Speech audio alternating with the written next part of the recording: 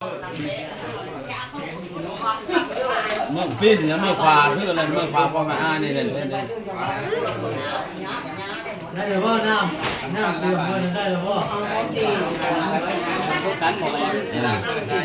ให้ซื้อของเขาเลยซื้อของเขาได้11,000ใช่ละแค่เนาะแค่อะไรแหละ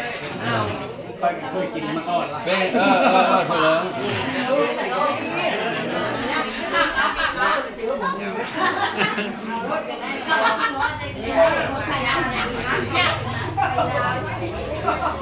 อยู่ตลาดมองโห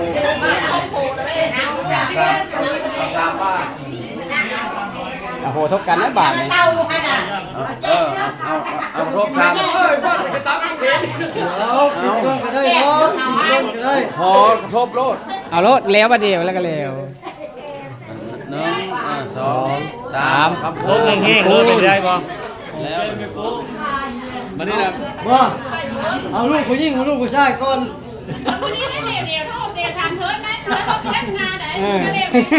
โอ้ประเดี๋ยวแล้ว 1,500แจ้ง1,500แล้วพ่อแม่มันนี่นะ เชิญกัน5น่ะแต่งแล้วป่ะ ท่านได้หอมแก้มได้จากตะเก่าเจอ ล้ำน้อยไปให้ผมแก้มบ้างดิบ้างล้ำน้อยไปนะแหนล่ะเอาโค น้อยป่ะนี่นะล้ำเนี่ยโอ้โหเลยล่าพ่อล่าแม่พาเอาไปกับหอมแก้มเดียวไม่ล้ำน้อยหอมแพ้ไปไหน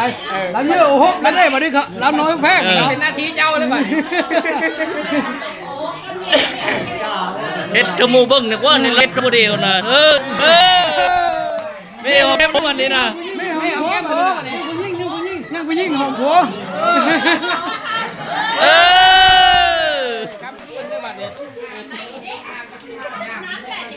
เสื้อตัวนั้นน่ะชอบ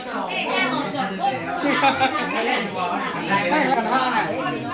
สักกี่พี่ย่านหลายแล้วว่ะนี่มากกว่าเมย์ดิพ่อแล้วล่า